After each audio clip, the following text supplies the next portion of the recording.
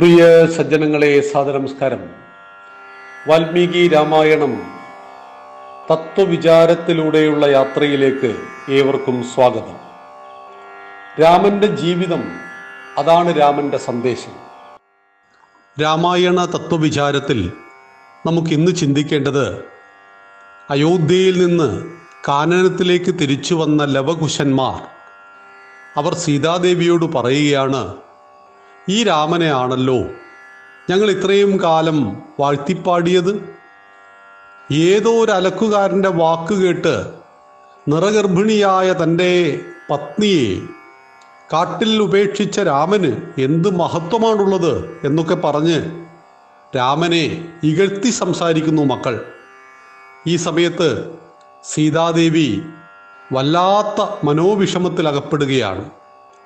ഇവിടെയാണ് തൻ്റെ ഭർത്താവിനെ മൂന്നാമതൊരാൾ കുറ്റപ്പെടുത്തുന്നത് ഭാരതത്തിലെ ഒരു സ്ത്രീക്കും സഹിക്കാൻ പറ്റുന്ന ഒരു കാര്യമല്ല. അതെല്ലാ കാലത്തും അങ്ങനെ തന്നെയാണ്. ഭാര്യയും ഭർത്താവും തമ്മിൽ പിണക്കങ്ങളും വഴക്കുമൊക്കെ ഉണ്ടാവാം. പക്ഷേ ഭർത്താവിനെക്കുറിച്ച് മറ്റൊരാൾ പറയുന്നതോ ഭാര്യയെക്കുറിച്ച് മറ്റൊരാൾ പറയുന്നതോ പൊതുവെ നന്മയുള്ള ദമ്പതിമാർക്ക് ഭാരതത്തിൽ അംഗീകരിക്കാൻ കഴിയില്ല. അതുകൊണ്ട് തന്നെ രാമൻ്റെ മക്കളാണ് ലവകുശന്മാരെന്ന് രാമനാണ് ഞങ്ങളുടെ അച്ഛനെന്ന് മക്കൾക്കും അറിയില്ല. പക്ഷേ രാമൻ എന്നു പറയുന്ന അയോധ്യയിലെ ധർമ്മത്തിൻ്റെ പ്രതീകമായ രാമനെ വാൽമീകി മഹർഷിയിൽ നിന്നും പഠിച്ചു വളർന്ന മക്കൾ രാമനെ പാടുകയാണ്. ഈ ഉലകത്തിൽ സത്യത്തിൻ്റെ ധർമ്മത്തിൻ്റെ പ്രതീകമാണ് രാമൻ. ആ രാമനെ കാണുവാൻ വേണ്ടി അയോധ്യയിൽ എത്തപ്പെട്ട മക്കളുടെ അനുഭവം അവിടെ സീതാദേവിയെ കൂടി കാണാൻ ആഗ്രഹിക്കുകയാണ്. രാമൻ്റെ പൂർണ്ണത രാമനൊപ്പം സീതയുണ്ടാകുമ്പോഴാണ്. അതുകൊണ്ടാണ് സീതാറാം എന്ന് വിളിക്കുന്നത്. അവിടെ സീതയെ ഞങ്ങൾ കാട്ടിൽ ഉപേക്ഷിച്ചു എന്ന് കൗസല്യാദേവി പറയുന്നു. അപ്പം എന്തിനുപേക്ഷിച്ചു? ഏതോ ഒരുത്തൻ്റെ വാക്ക് കേട്ട് ഞങ്ങളുടെ പ്രിയ സീതയെ ഞങ്ങൾ കാട്ടിലാക്കി എന്ന് പറഞ്ഞപ്പോഴാണ് വളരെ ബുദ്ധിശാലികളായ ഈ മക്കൾ രാമനെ നിന്ദിക്കാൻ തുടങ്ങുന്നത്.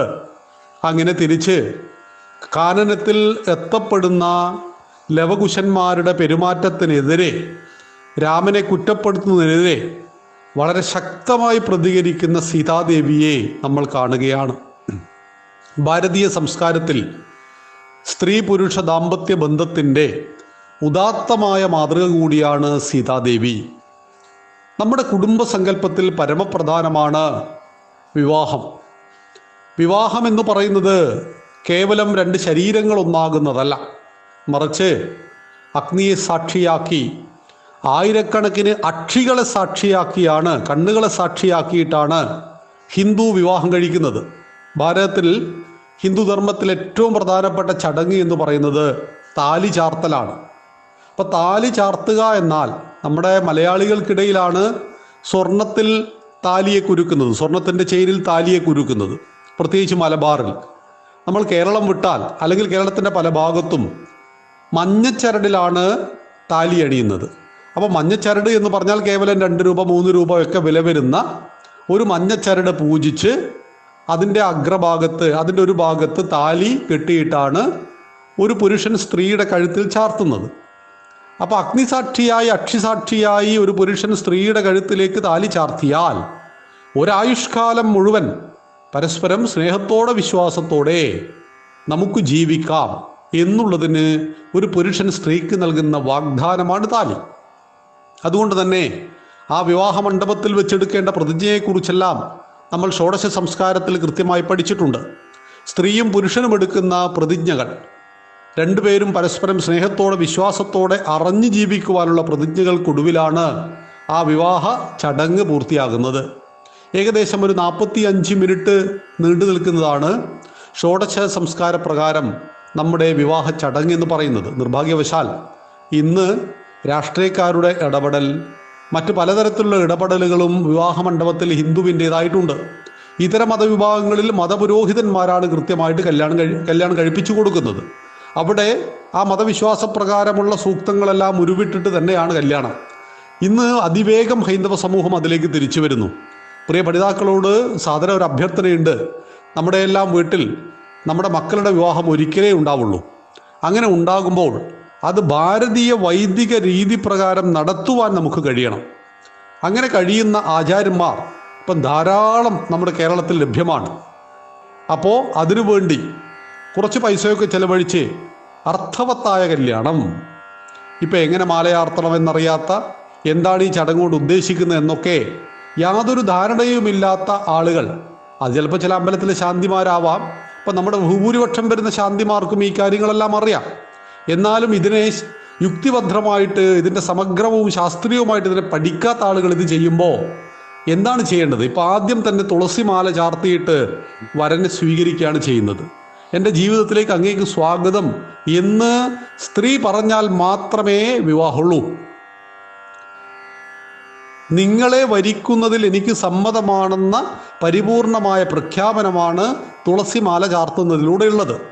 അപ്പോൾ അവിടെ ഇത്തരത്തിലുള്ള ചടങ്ങിൽ തുടങ്ങിയിട്ട് വിവിധങ്ങളായ ചടങ്ങുകളിലൂടെ കടന്നു പോകുമ്പോൾ ഓരോന്നിൻ്റെയും അർത്ഥത്തെ കൃത്യമായിട്ട് പ്രതിപാദിക്കുകയും ചെയ്യും. അപ്പോൾ ഇങ്ങനെ വിവാഹം കഴിക്കപ്പെട്ട ഒരു പുരുഷനും സ്ത്രീയും മരണം വരെയാണ് ഒന്നിച്ചു കഴിയുന്നത്. ആരാണ് ആദ്യം മരിക്കുക ഇതൊക്കെ നമുക്ക് പ്രവചിക്കാൻ സാധ്യമല്ല. ജീവിതത്തിലെ സുഖത്തിലും ദുഃഖത്തിലും ലാഭത്തിലും നഷ്ടത്തിലും ജയത്തിലും പരാജയത്തിലും ഒരു മനസ്സും രണ്ട് ശരീരവുമായിട്ട് ജീവിക്കുന്നത് കൊണ്ടാണ് സഹധർമ്മിണി എന്ന് വിളിക്കുന്നത്. ഭാര്യ, വൈഫ് ഈ വാക്കുകളൊന്നുമല്ല. ഭാരതം ഏറ്റവും ഉദാത്തമായ പദപ്രയോഗമാണ് നടത്തിയത്. സഹധർമ്മിണി, ധാർമ്മിക കാര്യങ്ങളെ ഒന്നിച്ചു ചെയ്യുവാൻ എൻ്റെ കൂടെ വരുന്നവൾ. ജീവിതം ധാർമ്മികമാകുന്നു, പഞ്ചമഹായജ്ഞങ്ങളെ ചെയ്യുന്നു, കൃത്യമായ ആശ്രമങ്ങളിലൂടെ ജീവിതം കടന്നു പോകുന്നു. അങ്ങനെയാകുമ്പോൾ മരണം വരെ കൂടെയുള്ള, ഒന്നിച്ചു സഞ്ചരിക്കുവാൻ കഴിയുന്ന, ധാർമ്മിക മൂല്യങ്ങളെ ഉയർത്തിപ്പിടിച്ചുകൊണ്ട് ധാർമ്മിക ജീവിതത്തെ നയിക്കുന്ന, ശാന്തസുന്ദരമായ കുടുംബജീവിതത്തെ നയിക്കുന്നവരാണ് ദമ്പതികൾ എന്ന് പറയുന്നത്. അവിടെ സൽസന്താനങ്ങളുടെ എണ്ണം, അത് ധാരാളം കുട്ടികളെ കുറിച്ചാണ് പറയുന്നത്. ഒന്നോ രണ്ടോ അണുകുടുംബങ്ങളെ കുറിച്ചല്ല ചിന്തിക്കുന്നത്. ഹൈന്ദവ സംസ്കാരത്തിൽ ഒന്നോ രണ്ടോ കുഞ്ഞുങ്ങളല്ല, മറിച്ച് അവിടെയൊക്കെ നമുക്ക് ഭഗവാൻ ശ്രീകൃഷ്ണനാണ് മാതൃക. 10 ഭാര്യമാരും 80 മക്കളുണ്ട്. അതുകൊണ്ട് നമ്മൾ 10 കല്യാണം കഴിക്കണം എന്നല്ല. പക്ഷേ ഒരു സ്ത്രീയിൽ 8 മക്കൾ വെച്ചിട്ട് 10 മക്കൾ വെച്ചിട്ട് ഭഗവാനുണ്ട് എന്ന് മനസ്സിലാക്കണം. ഇപ്പോൾ കഴിഞ്ഞ 4 വർഷം മുമ്പ് ഞങ്ങളുടെ ഇവിടെ സബരിയ ധർമ്മസേവാ സമിതി എന്ന് പറയുന്ന ഒരു ആധ്യാത്മിക സംഘടനയുണ്ട്. 13 പ്രസവിച്ച് ആ 13 മക്കളും ഇന്ന് ജീവിച്ചിരിക്കുന്ന ഒരമ്മയെ നമ്മൾ ആദരിച്ചു. ശ്രേഷ്ഠ മാതാവ്. അപ്പോൾ ആലോചിച്ച് നോക്കുക. അപ്പം ഇങ്ങനെ സൽസന്താനങ്ങളെ ഉൽപ്പാദിപ്പിച്ച് ലോകത്തിന് പ്രദാനം ചെയ്യുന്ന അമ്മമാരുടെ, അച്ഛന്മാരുടെ സംഗമമാണ് ദാമ്പത്യത്തിൻ്റെ അടിത്തറ.